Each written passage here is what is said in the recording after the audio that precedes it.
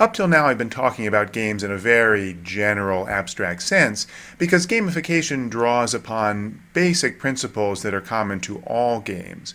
But it also draws specifically upon a certain category of games, namely video games.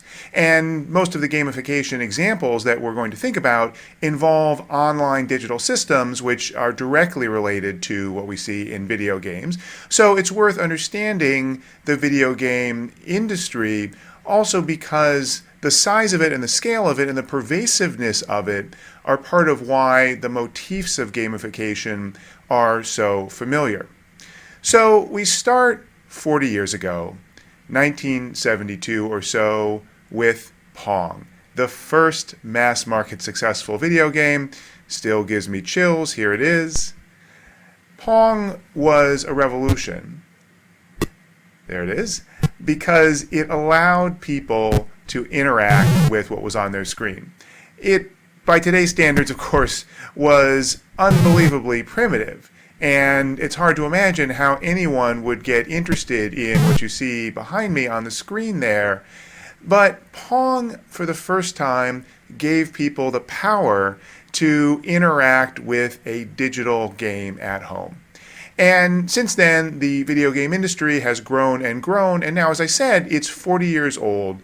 It is both substantial as a business phenomenon, pervasive in the experience of especially the younger generation of people, particularly in the West, but in many other parts of the world as well. And video games have developed a very sophisticated language of how to express themselves and entertain and engage people. Here's one example just to show what I'm talking about here. This is Cityville, one of the casual social games on Facebook made by Zynga. And Cityville, as you can see, is clearly a game and a fairly graphically simple game, at least compared to some of the rich 3D immersive games that we have on consoles and PCs today. Here's the interesting thing about Cityville. Cityville was launched by Zynga in 2011. In 41 days, it hit 100 million registered users. 6 weeks. 0 to 100 million registered users. An extraordinary rate of growth, and it's not limited to just this one game or this one company. This is a huge phenomenon. So here are some statistics to capture just how big the video game industry is today. The industry, depending on whose numbers you take, is somewhere on the order of $60 to $80 billion a year in revenues. Double the revenues of Hollywood from box office sales of films. Films make money from other mechanisms as well, including tie-ins with games. But if you talk about box office revenues, games are already much bigger and they're growing faster than Hollywood. The second is that games are evolving to the point where online games played or distributed online as opposed to on consoles like the PlayStation and Xbox and Nintendo Wii, or downloaded in a box and loaded on a PC. The online games are growing faster and are poised to become the biggest segment of the games marketplace. And interestingly, already the biggest component of the online games marketplace is China. So it's not just an American or a Western phenomenon. The third is that games are becoming the foundation for other industries. Virtual goods I will talk about later in the class, but these are things that you can buy within the game. Think about a brand new sword for a player in a massively multiplayer online game, or some additional seeds and other equipment that you might use in a Zynga game like Farmville, things that you pay real money for that appear in the game. This economy around virtual goods is already many billions of dollars, 7.3 billion globally and 2 billion in the US, according to the latest statistics I could find. A very substantial market, which is not games themselves, but something built on top of the great success of games. And finally, the other great evolution is the rise of mobile games. This was a study early in 2012 that found that 44% of people, US and UK, had played a mobile game, something like an Angry Birds, on their smartphone in the last month. So the games industry is big and it's developing, and I think it's fair to talk about it as the mass medium of the 21st century. Here are just a few statistics about usage numbers. If you look at things like the Zynga games, lots of people. I talked about 100 million on Cityville, 250 million, quarter of a billion unique registered users, and that it was already probably a few months old. They've surpassed that. Angry Birds alone, over 100 million. Xbox Live Games, 35. World of Warcraft, over 10 million players. World of Warcraft, those are paying players, so that's even more important in terms of monetization. The other important piece, though, is how much time people are using these things.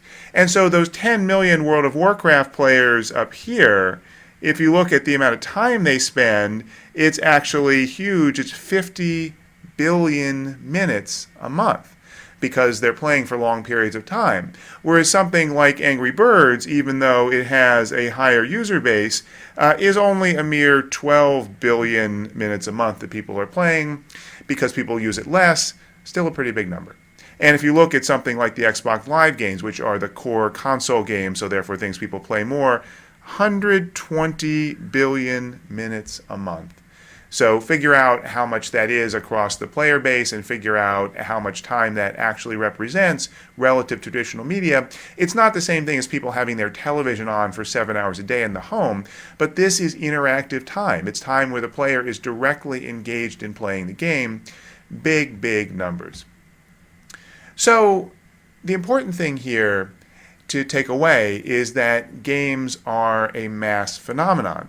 And just to correct a misunderstanding that people sometimes have, they are not just a mass phenomenon for teenage boys. It's true that the highest percentage of gamers is teenagers and young adults.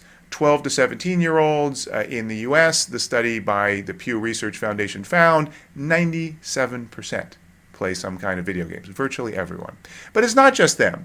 The Entertainment Software Association has found that the average gamer is actually 30 years old. And if you know anything about averages, that means there's a whole lot of them that are older than 30. Moreover, it's not just boys or men. Almost half of all video game players today are women. There are some skewing effects. Women, generally speaking, tend to play more of the social, casual games. Men tend to play more of the first-person shooter types of games. But overall, if you talk about video games as an experience, as a mass medium, as a phenomenon that people are conversant with and familiar with, it cuts across all of those boundaries. And the final point is that video games are not just going in and guns blazing, blowing something up and shooting things. Sure, there are games that involve that, and some of them have been very successful. But especially in recent years, we've seen the rise of many different categories of games that are very different.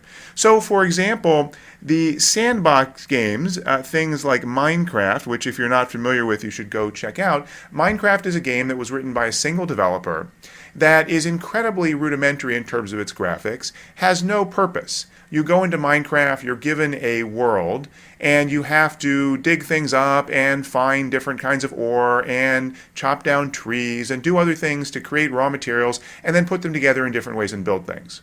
Why? Well, because it's fun. And it turns out that Minecraft has been a sensation. Huge numbers of users voluntarily paying money to play this game, which in most of the time that they were doing so was far from finished. It was expressly in alpha or beta form. People found this incredibly compelling, in part because they could share their creations with other people. It gave them a huge sandbox. You could make anything you want in Minecraft. Another category are the building games. So here I mentioned already Civilization by Sid Meier, the SimCity games by Will Wright, games that let you create and build things.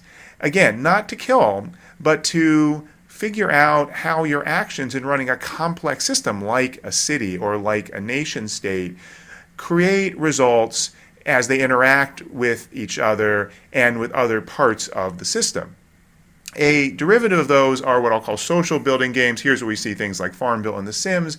Games that have that construction, building element, but also involve collaborating with and interacting with other players in the game, showing off what you're doing for other players, having a social dimension in addition to that building dimension. Very popular, very successful.